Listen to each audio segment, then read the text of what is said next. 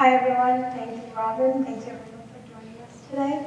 As Robin mentioned, my name is Rose Kamara and I am here to introduce you to our honored guest, Della Wells.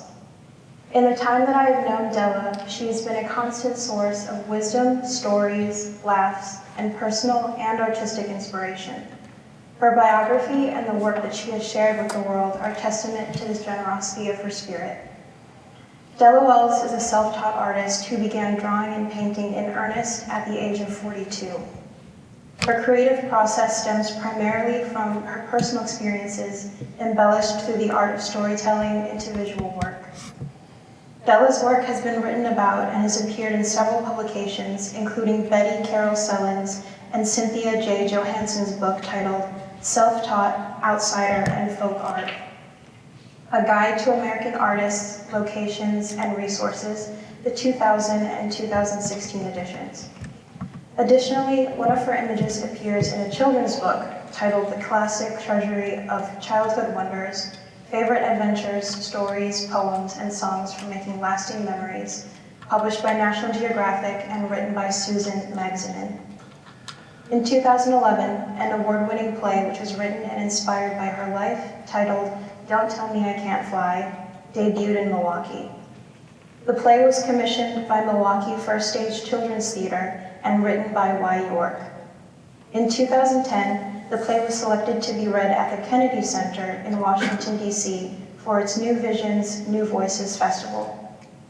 Since its debut in Milwaukee, the play has been produced in Nashville, Tennessee, and in Charlotte, North Carolina.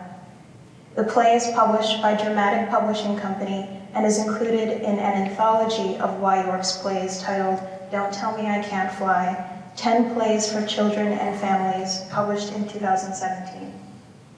She illustrated a children's book titled The Electric Train by Nancy Mortimer, and other titles featuring her work include Black Collagists by Terry Henderson, A Creative Place, The History of Wisconsin Art by Tom Lidke and Anne-Marie Suckins, and lastly, Beyond 70, The Lives of Creative Women by Stacey Russo.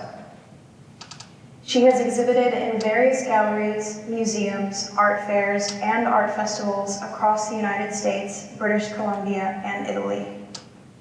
Venues include the Hickory Museum of Art, Hearn Museum of Contemporary Folk Art, the Milwaukee Art Museum, John Michael Kohler Art Center, Milwaukee Institute of Art and Design, the Appleton Art Center, Huntsville Museum of Art, the Loyola Museum of Art, Alverno College, Coastal Museum, Outsider Art Fair in New York, Miami Art Basel, Mark Woolley Gallery, the Wright Museum of Art, Clayton Gallery, the Warehouse Art Museum, the Penn Center, the Cedarburg Art Museum, David Barnett Gallery, Museum of Wisconsin Art, Huntsville Museum of Art, the Charles Alice Museum, Folk Fest, Andrew Edlin Gallery in New York City, University of Wisconsin-Madison, University of Wisconsin-Milwaukee, and now the Crossman Gallery at the University of Wisconsin-Whitewater. She has been a featured artist at the Kentucky Festival of the Arts, the largest art festival which features folk, self-taught, and outsider art in the United States. Her dolls, cards, and collages are currently sold at the Smithsonian's National Museum of African American History and Culture in Washington, D.C., and the Intuit Center for Intuitive and Outsider Art in Chicago. Her work is in over 100 private, corporate, and museum collections, including Northwestern Mutual Insurance, Milwaukee Bucks, the American Folk Art Museum, Museum of Wisconsin Art, Hearn Museum of Contemporary Folk Art, and the Wright Museum of Art. Della is represented by the Portrait Society Gallery in Milwaukee, Main Street Gallery in Clayton, Georgia, Mason Fine Art in Atlanta, Georgia, and Marcia Weber Art Objects in Wetumpka, Alabama. Thank you, Della, for all that you are and all that you've given. Please join me in a welcoming round of applause for the 2023 Dale and Annette Shoe visiting artist, Della Wells. As Rose Kamara mentioned in your introduction, you're a self-taught artist who began drawing and painting in earnest at age 42. What stirred your interest in art at this time? question. Actually, when I started doing the art, I was doing a career change because I got injured in my job, and I was attending Milwaukee Area Technical College, and my plan was going to be a psychologist, and my history teacher, who also happened to be my advisor, because I took mostly academic courses, I wasn't taking any humanities, suggested that I take this art survey course. And I said, fine, I'll do it. I knew a little bit about art because I grew up with a lot of books, and among the books were art books. And I used to be involved with this gallery when I was like 18 and 19, called Gallery Toward the Black Aesthetics in Milwaukee. So I took the course, and at the time, I was not a traditional age student. I was in my, mid to late 30s. And we had to write a paper in this class. And when I went back to school the second time, I would write on non-traditional subjects. I knew in this art class, with most of the students were going to write about Picasso, Van Gogh, Monet, Andy Warhol, and that's what most of them did. I wanted to write on, an African American. I wanted to write on somebody in Milwaukee, and I chose to write Evelyn Terry. And I had met Evelyn when I was like 18, 19 years old at the Gallery Toward the Black Aesthetics. And I would see Evelyn sometimes through the years, and she would say, "You're an artist," and I would say, "Yeah, right." But anyway, so I called her up and to do this paper. And again, she said, "You're an artist," and in my brain, I said, "Yeah, you're right." And because you remember, when I was at the Gallery Toward the Black Aesthetics, I would draw these Picasso drawings of women having, babies. And so I wrote the paper on Evelyn, and we, continued to talk. And, for 2 years, she kept telling me to do, I should be, I'm an artist, I should do art. And for 2 years, I said, no, I'm going to be a psychologist. I'm going to make money. Because, I thought artists didn't make money. And I was going to do it at the age I am now. I was going to paint houses, barns, and flowers. Seriously, that's what I was going to do in my old age. So anyway, when I transferred over to the University of Wisconsin, Milwaukee, I majored in sociology. I was doing a minor in African American studies, and I was getting a certificate in women's studies. And all that's important because I was taking what I'm learning to put in my art. So Evelyn invited me to an art show that her and another Milwaukee-based artist was in, Munir Buckadeer, and it was at Pelt's Art Gallery, which is important, which I'll tell you at the end of the story why it's important. I went to the show, and at the time I went to the show, I was taking a course in African religion. So I went to the show. Everyone had these beautiful monoprints of dolls, of Haitian dolls, and Munir was doing Adinka symbols, which were, they were African symbols. And believe it or not, a voice told me to go make art. So I went and told everyone I'm ready to go make art now, and she was happy. 2 weeks later, I went in her studio. I did 2 pastels and a monoprint, and they actually turned out. So I started doing work. And at the time I started creating, I really didn't have a lot of time to create because I was working at the time, a full-time job. I was a full-time student, believe it or not. And then plus, I was volunteering at this health line.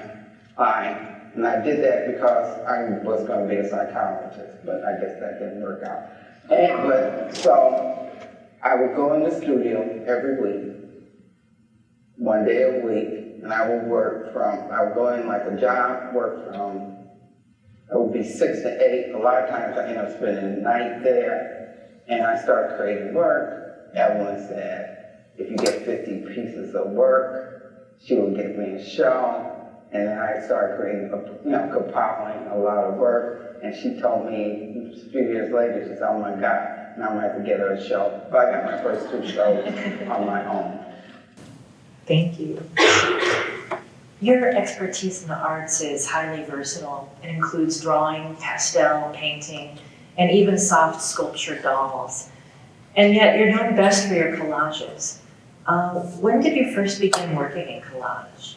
In 1996, and actually, 2 of my favorite artists do collages were Mark Burton and Matisse. But when I started doing collages, I was in a show with this artist named Beverly Moons Ramsey. She used to live in Milwaukee, I believe now. Last time I heard, she was in California. And she had paper sculpture, and she did, collages out of handmade paper. So I was fascinated. I said, I'm gonna start doing that. She wasn't too happy that I started working in paper, but our work looked completely different. But when I saw her work, that's why I started creating collages. Are your 2004 collages, can you tell us a little bit about those? I know that's a significant time in your work as far as your collages. The first is entitled The Year of Our Song, and then Melon Sharers. Okay, well, Melon Sharers is up there. I use a lot of imagery in my work, and a lot of, and what I make, symbols, and it's really related to African American culture, things that happen in, my life. I put watermelons in my work because, stereotypes, black people eating watermelons, and usually stereotypes are based in truths. For example, people call Jewish people, money grubbers. They were bankers. And the stereotypes are used to distort the truth. And I happen to like watermelon. I don't see anything wrong with eating watermelon. So I'm gonna eat all the watermelon I want, and you can think any way you want, because I know, for me, it's power. And it represents power, not gonna let other people stop you from doing or defying you. So they're basically sharing the melons. And all my collages too, there's a chicken. And I see some people are laughing. So I guess for those who don't know, I'll tell you my chicken story. My mother was from North Carolina, and she lived partially on a farm. My father was from Baltimore, and they came to Milwaukee in 1950, so he can attend Milwaukee School of Engineering. So when I was a little girl, and I said, when my father got paid, he would bring us treats, like, donuts, bologna sandwiches, liverwurst sandwiches. We were really happy when he brought those treats. But one time he brought lettuce and tomato sandwiches. We didn't want that. So, which is interesting because I eat mostly vegetarian now, but back then we didn't want it. But this particular time, and I had to be about 7 or 8 years old, he brought home a chicken. And I was happy because I thought he brought us a pet, but I was wrong. So, but my mother, she took the chicken, and she took that chicken, and she wrung that chicken neck. And I was horrified, and my mother, she just killed this bird, and then the bird was flying, hitless, flying around. I went and hid under the bed, and you know what we had for dinner? I didn't eat it. I would eat chicken for a long time, but that was really one of my first truths and fears that I learned in my life, that other things had to die for other things to live. And prior to that, I thought things were in nice, neat little packages. I know you had to kill them. I know you killed a cow. Even vegetables should kill them. But that was my first truth. And it became a fear. That's the first time that I could confront it to death. So my artwork, which my women, which I call mammals, who are master of themselves, they take care of their fears and truths.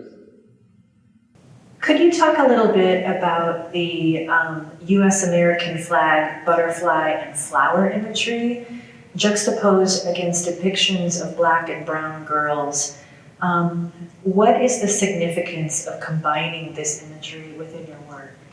Okay, I use, like I said, I use a lot of representative things that mean, things in society to me. For example, the American flag, since the inception of America, it's been a contradictory for Black people and for other people as well. In one hand, it's the land of the free. The other hand, it has enslaved Black people, oppressed Black people, put Black people in jail, sent Native Americans. Even the European immigrants have been mistreated. But we promote this notion of freedom, but there's this contradiction where we oppress other people. But what's have kept America going have different groups have made America try to live up to what it said it is, what they claim it is. We're gonna make you live what you claim is true. So that's why it's important. And you probably use that in my work. I use butterflies because, throughout my life, I grew up, I was very mad at my parents because I grew up in the 1950s and 60s. And my parents were like the parents that were on television. For example, there was Leave It to Beaver, Ward and June Cleaver. Ward would go to work, come in a suit. Well, people in my generation, they like to, people laughing. But Ward would come in, a suit every day, briefcase, nice man. His wife always looked pretty, her hair done, had makeup on. She wore high heels, she'd be mopping floors, cooking, and looked perfect all the time, all the time. And his father's knows best. And I actually thought that's the way it was. Everybody had this perfect family except my crazy dysfunctional family. My father was very angry, he was a very angry man. And my mother had schizophrenia. And she had schizophrenia for 19 years. And when I was a little girl, she used to tell these fabulous stories. And I found out later that they weren't true. That was part of the schizophrenia. I remember one time I wanted to go outside to play, and she told me, I couldn't go, because the FBI would get me. And I'm like, I didn't know what the FBI was. But my parents were, wasn't ideal. And I was very angry. I was very angry at my parents. It wasn't until I got grown and got older that I found out that a lot of people did not have this ideal family. And then a lot of people grew up with a parent who had mental illness. And then to realize that they hid it back then. Like now they talk about free medication, talking to a psychiatrist or a therapist. Back then and before that, you just, Uncle Bob was just crazy. Your mother was just crazy.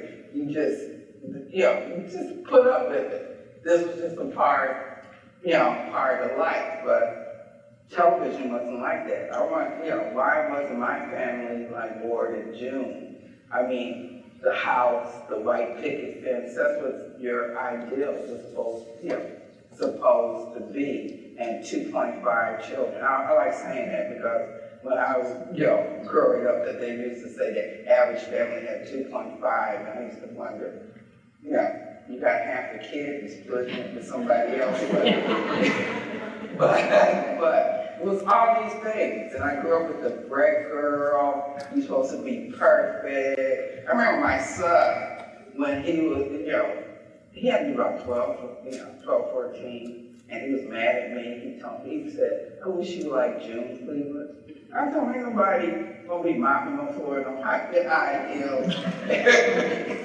Makeup, I said you're out of your right. But we believe in those things and, fairy tales we believe that. We believe the American dream. And I think, even now, we push that message, and I think it makes, it made me depressed. Made me depressed.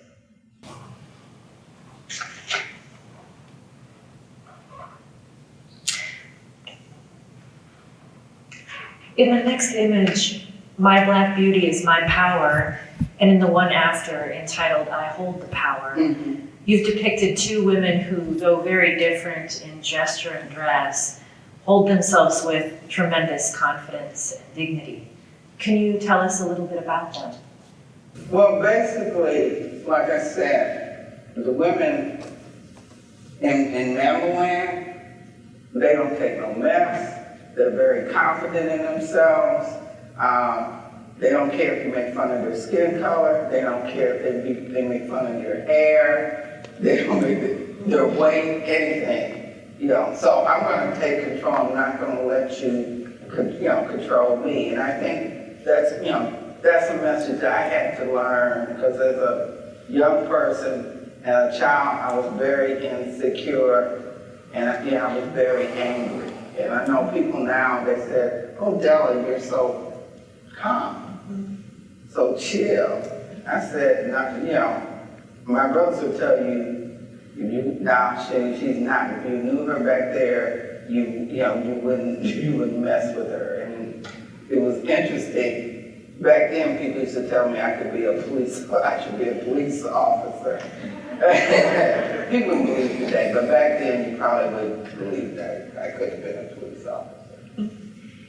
Can you tell us a little more about Mambaland? I remember one. Okay, Mambaland, it's one of the things that I did, to deal with some of the things that happened in my childhood. I lived a lot in my imagination, and when I was a kid, I used to make motion pictures in my head. Believe it or not, I had movie stars that actually played characters, and I would play these movies in their head.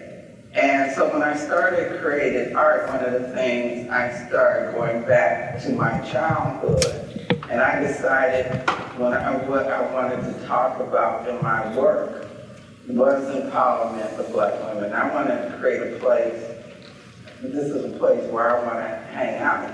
And it's a safe place for the people there, even though other people try to come in and, just like life. You know how people try to come into your life and stuff. It's about empowerment. It's about accepting who you are. You're not going to let people make fun of you because you don't look a certain way. You're proud of who you are, and I think most people, that's what we should be. But I think a lot of times the media, society, they try to make you to fit into this so-called ideal. And even when you get this ideal, I just thought of a story. I had this boyfriend, and when I was going with him, I used to wear, my hair would always be done. I was the type of wear high heels and, full face of makeup. And we ended up going together, be boyfriend and girlfriend. But soon as we got boyfriend and girlfriend, he wanted me to stop wearing makeup. He wanted me to stop wearing makeup. And this is where I took my power. And he said he liked a natural woman. And I told him, I want a natural woman when you met me. So why are you upset that I was wearing makeup? Why he was upset? Because he didn't want other men talking to me. So the women in my work, they're powerful. They're gonna say their truth, and they're not gonna let other people, do it. And what I base a lot of these women on were women in my life. I did have positive images in my life. There was my godmother, Mrs. Frances Larson. There was Mrs. Turner. I met Turner at the church. Some of my teachers, Mrs. Miller, Mrs. Foster. And then later was people like Fannie Lou Hamer, when I learned about her, Toni Morrison. These are some of the women, Whoopi Goldberg, believe it or not. Those are the types of women when I think about the women, they know their power, they know their beauty, and you're not going to put them down. Thanks.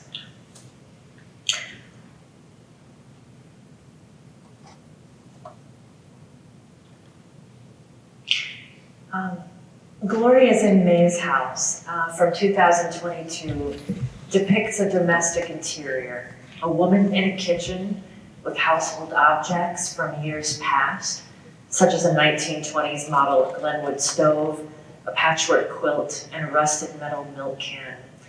It seems to conjure up the memory of an earlier generation of those born from 1900 to 1925, also known as the greatest generation. Can you talk a little bit about the greatest generation and your notions on generations? Okay. First, I'm going to say something why I do interiors. The interiors represent to me your inner self. It's which houses your soul. So May is comfortable with her soul. And when I do my work, I may mix clothes from different generations, because when I was majoring and took this course on African religion, one of the things in some of the religions, they talk about the importance of your ancestors, and we're all extensions of our ancestors. We're all extensions of our past. And they're there. They're always there. And so, May is very comfortable in her space. I like to make references in my collages too. I like them to be textured because they're reflective of quilts. And quilts remind me, because we live in a throwaway culture today, and from the greatest generation and before them, they saved us. They saved stuff. They made quilts out of scraps. They'll put up old magazine pictures up for art to decorate their house. An old feed bag can become a dress. So to me, they have more respect for things today. Today is like, it's disposable, we get rid of it. And, all over, but.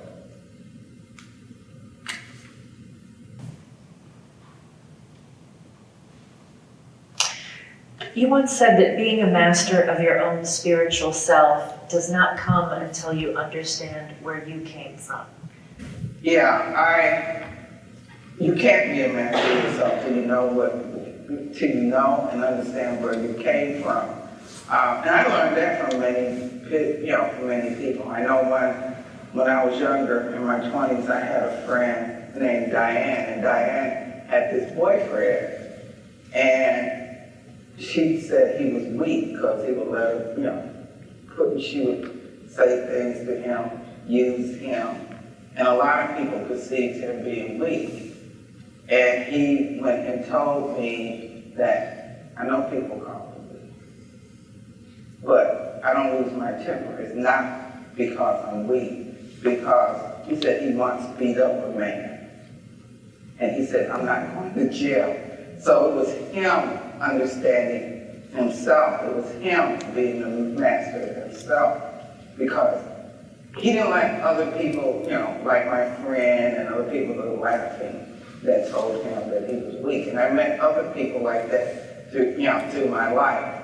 And, it made me realize that I control the narrative. I like to think of my artwork that the women, they control the narrative. They understand, they understand the truth. And a lot of times, we be laughing at people,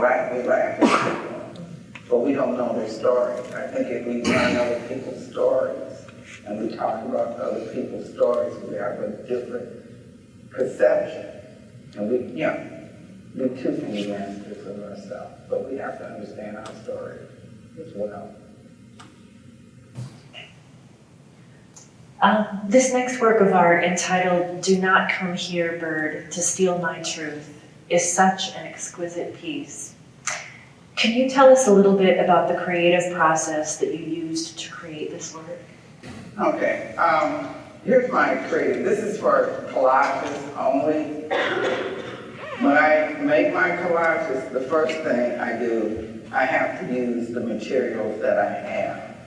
And why I do that, because it forces my creativity, and I'm not, it's too easy, oh, I need this, run out and get it. It really forces me, to think about it. And the only thing I can get is glue. I can go get glue or acrylic medium to put on top, but I can't. And coming here, the bird come here to steal my truth, because people always, like I talked before, are always trying to take your truth. And when I do my collages, it's different than what I did in the workshop. But actually, because when I was a kid, I used to love reading magazines and looking through magazines. I actually look through the magazines and books, and I just, I actually read them. And look, if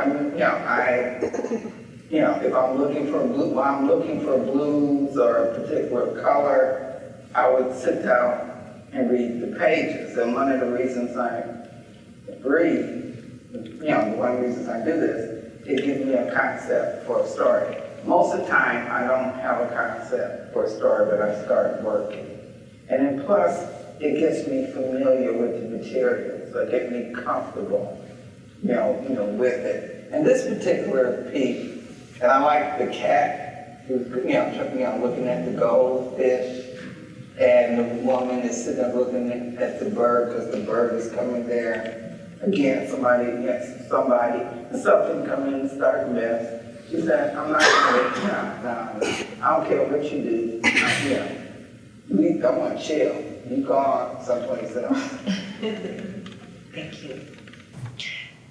Can you tell us a little bit about the role of storytelling within your work?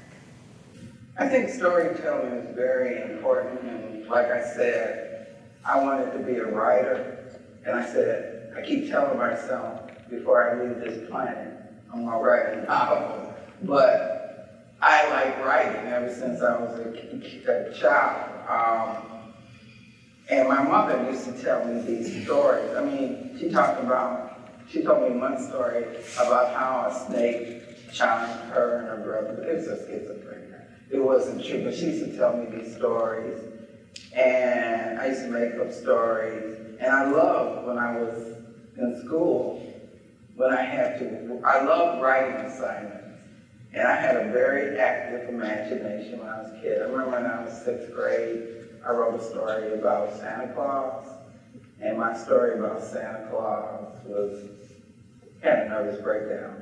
My Santa was seeing the kids, and he was having a nervous breakdown. And even when I went back to go to school to become a psychologist, we had to write a collaborative, a novel, a chapter, and I actually hated the assignment because the woman was pretty, she was an actress. I said, why are we gonna write about actress? The guy was tall, dark, and handsome. Why do we have to write about, and he was a lawyer. Why have to be a lawyer? I would have been more interested to write about some middle-aged people or, anybody else but actors and lawyers and stuff. So I and my friend decided that we were going to fill in the story. So my friend, when she wrote her chapter, she had a big surprise. And this, that the actress discovered she was black. I didn't think that was a shock. Okay, so what? She's black. Who cares? So when I wrote my part of it, part of the story, I wrote that she had this deep, dark secret. What it was that she was actually born a man, and when she was a baby, the doctor, accidentally castrated her, so the parents decided to raise her as a girl. And when she became a woman, she wanted this big actress, big sex symbol. And then her rival was going to expose everything. And another thing, I thought she was too nice, so I made her, more evil. So anyway, I implied her nemesis to her rival got killed in a car accident. So I ended my chapter, I implied that she did it. And the professor said, "Thank God, this was so boring." It also wrote a scene where she masturbated in the wind. And Ellen Terry ended up using that in one of her art videos. It was kind of funny because people would say, "You wrote that? I thought that was out of the book." But I didn't. Terry, just leave.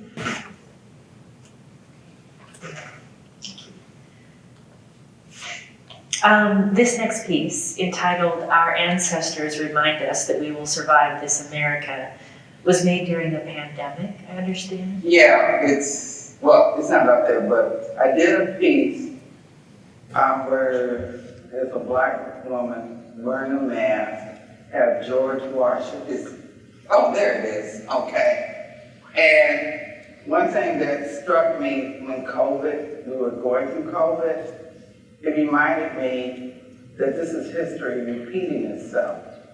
Because I grew up in the 50s and 60s, and for those who did, I remember measles outbreaks, chicken pox outbreaks, mumps, and we had to get vaccination, and they used to show us films from the 1940s and 30s of children in iron lungs from polio.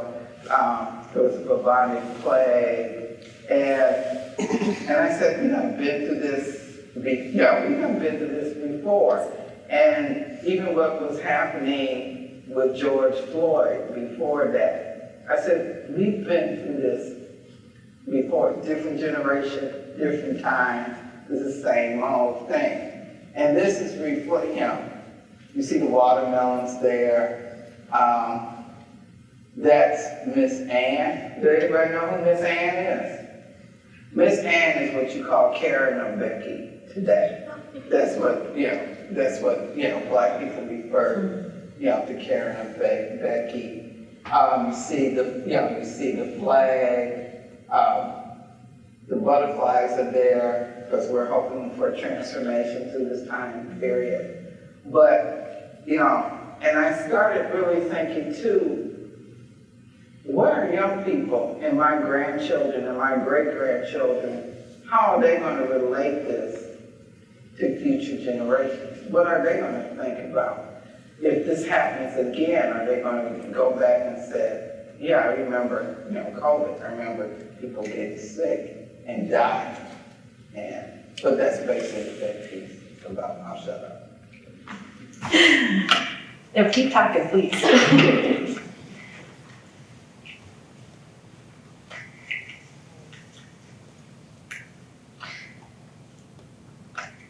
So you identify as a folk artist and or an outsider artist. Is there a difference? I identify as self-taught, and the genre that I'm in, they call it folk, outsider, art group, and basically what it means is that you don't have a degree in art, you're producing art not to the regular canon. For example, there was Prophet Royal Robinson. He started making art because he got mad at his wife because he said she was a cheater, and he started doing images of women, which I won't say what he called them. There was like Howard Finster. He started making art because he wanted, for religious reasons, and wanted to get to his church, to the members of his church. Basically, it means that you don't have a degree in art, but I'm gonna be honest with you, I feel all artists are self-taught. And a lot of people And folk art it also can include fine craft like shaker furniture, quilts.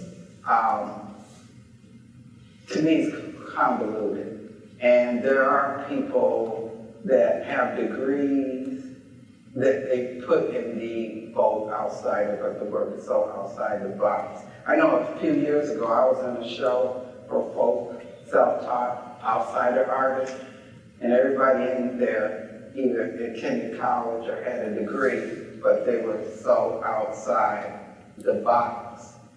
And I just say I'm self-taught because I didn't go get a degree. And I remember at the outsider fair, this is a good story, you like this story. Okay. A few years ago, they threw 2 artists out the outsider fair in New York, because they said they weren't really folk, self-taught artists, they did that genre. It was Matt Lamb and Joe Coleman. Matt Lamb got thrown out, and because he didn't, he's supposed to not have lived what they call a normal life, whatever that means, but he got thrown out because he was a billionaire. And then I thought, that's an outside life, because most of us are not billionaires. And they really did. He had built his own museum in Chicago, and I said they probably can control him. And then the other artist named Joe Coleman, and they let him back in, for the last few years. They threw him out because they said he went to college. And Joe Coleman said, first they throw me out of college, now they throw me out of I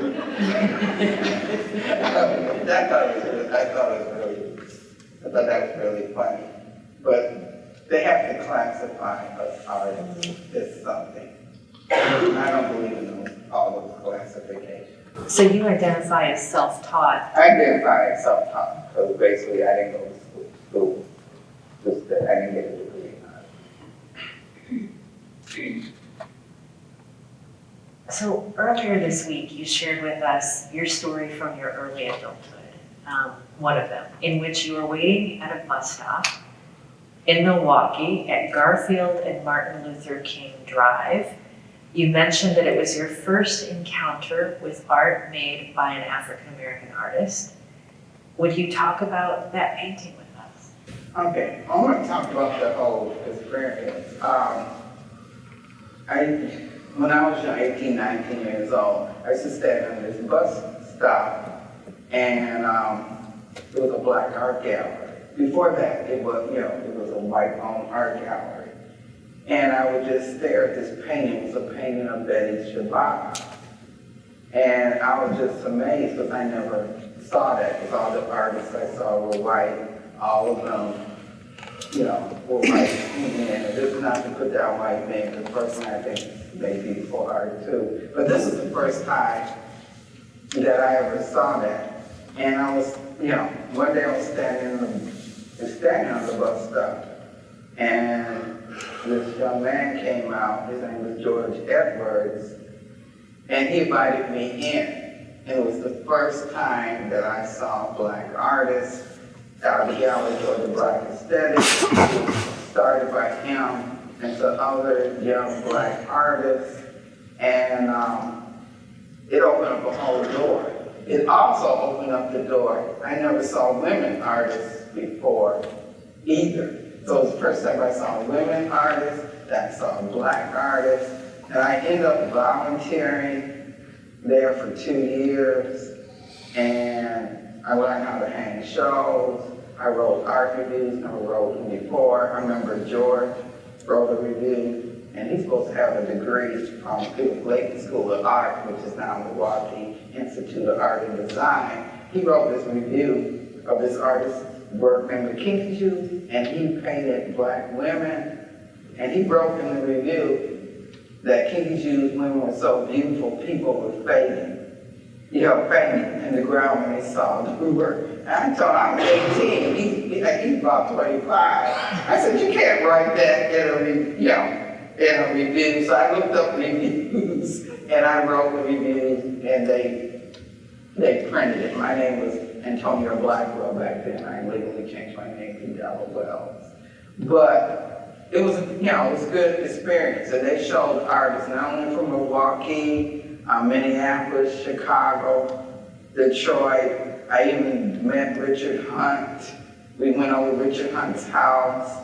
Dr. Margaret Barrows, I met her. And it was the first time.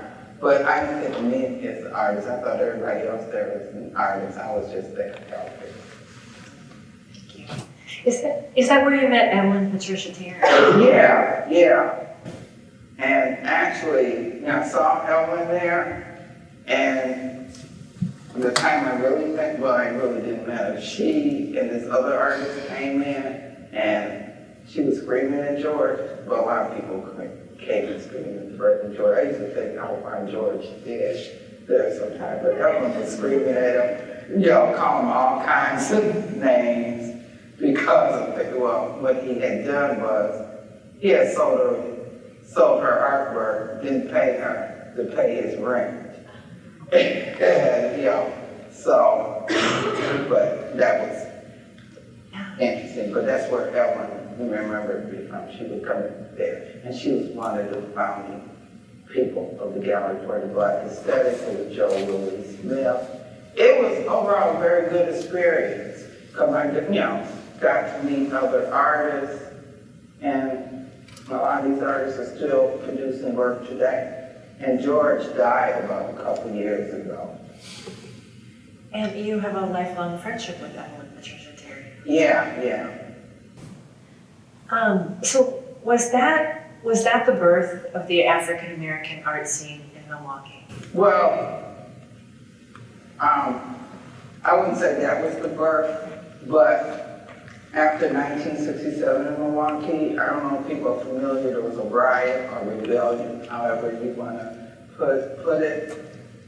After 1967, a lot of art entities moved into Milwaukee, as well as a lot of, in that area, which is now known as the Bronxville African American Arts and Cultural District. But there was a lot of arts entities that moved in there after the riot. Before the riot, that particular area was the second biggest shopping area in Milwaukee. And some of the business started leaving before the riot, but after the riot, it was like a ghost town. And so what moved there was in Milwaukee Inner City Arts Council, like I said, Gallery for the Black Aesthetics. There was the Freewheelers that started out the library. There's a group this is a librarian, I can't remember his name. He organized a group of black artists. They had shows. There was People's Theater and People's Gallery, which was started by Gerald Wallace, which we call the Walking Cane Man. And there was also Echo Magazine, but that's what started a year before the riots. That was started by Virginia Williams, and that basically, they talked about art, culture, about people in Milwaukee. They also had classes there. I went there, but I didn't take art classes. That art classes were taught by an artist named Wilton Brady, and he was from one of the most important black families at the time. His brother was attorney Leonard Brady. I can't remember what his sister's name, but she started the Milwaukee Courier. That's a black newspaper. And I went there, but I went there for writing. And my brother went there. And actually, I found every issue of Echo Magazine at Milwaukee Public Library, and while I was looking, I found one of my brother's pictures there, and he used to write a sports column for them when they were in high school. Cute. Tell us a little bit about the project you're currently involved in to open an African American art museum in Milwaukee. Okay, I'm involved with a project. It's called Bronxville Center for the Arts. And it's going to be an art museum that focuses on African American art and in for Wisconsin, the Midwest nationally, and art of the African diaspora all over the world. The project actually got started because one of my patrons, they saw my Facebook post, but that's another story where I got started. Posted on Facebook, and when she saw my post, she said, we need an African American Art Museum. We've been working on this project for about three years.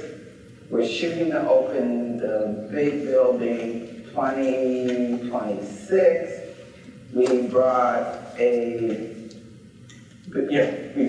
building which we're going to tear down, and we hired architects to design the building, and it's going to house several, at least 3 galleries, hopefully a community space, a black box theater, a gift shop, a research library where you can go research. There are also plans for a sculpture garden there. Two artist residencies where we do, artist residencies. And we brought the building for, I think, for what, 1.2 million, or 1.6 million. We brought the building. We have a smaller project, which is our planning office, and it's going to have a small gallery, and we're going to start launching some of our programs. And we just recently hired an architect, and we're going to talk about, African American art, and we're going to talk about it from a perspective, because a lot of times people do, we're going to do an African American art show, just like they want to do a women's show. We're going to talk about all genres, art from all over the world, different centuries. It's going to be, we feel it's going to be very influential, and nobody's, taking that lead. Oh, that's great. I just thought of another question. Okay. Della, what originally attracted us to your wonderful art is your Facebook page. But you don't only share your art on your Facebook page that's your own art. You share the work of hundreds of young artists. Well, old artists too. All artists from they could be from the 16th century, I will share. And I also share stories about the art world, because personally, I think good people know about the art world. I think it's a bunch of bull, But I kind of want to educate people about art. There's all types of artists. And how my post started was there was an article when the Museum of Wisconsin Art opened. There was an article that was written by the person that represents me now, and Deborah, because of this, she's been one of the biggest advocates for African American artists. But when she interviewed this artist named Reginald Beller, the question was, does Reginald Beller feel responsible for other African American artists? And so I started doing Facebook posts, and I sent Deborah a message. I said, do you have a gallery? Do you feel responsible for other African American artists? So I started posting, artists from all over, from Milwaukee, blue chip artists, all kinds of artists. And Della started watching my page, and I posted the work of a Milwaukee-based artist named Rosemary Olison. And she contacted me and wanted to get contact with Rosemary, because she wanted to give her a show. She gave Rosemary a show. Rosemary sold, I think, like 80% of the work out of that show. Della has been one of the most strongest supporters of African American artists, of artists of color and women, I think, in the state. She later asked me to be in her gallery, and I told her, yeah, I had a very successful show, and with Sharon Carey Harlow, and there's other people. But the point I'm bringing this out is sometimes you can disagree with a person, but you can become allies. There's some people that you can become allies with. There's other people, I'm gonna be honest, nothing is gonna do the work. But this, talk. That's why I think it's very important that we talk. That's why I think it's very important that we educate people about different things so they can see the possibilities. And we can work together. And, that's what I want to see. I want to see people work together. It's, when I was younger, I wasted my time on hating people, couldn't stand people, hating my parents. I don't waste my time on that now. I find people that support me. And there are some people that can be educated and can be in your corner. But then again, I will admit there's others that want there you just forget about it. Nothing you do can check Della Wells, Yes. 2023 Shoe Visiting Artist. You have graced us with your presence and expanded our minds. Please join us in thanking artist Della.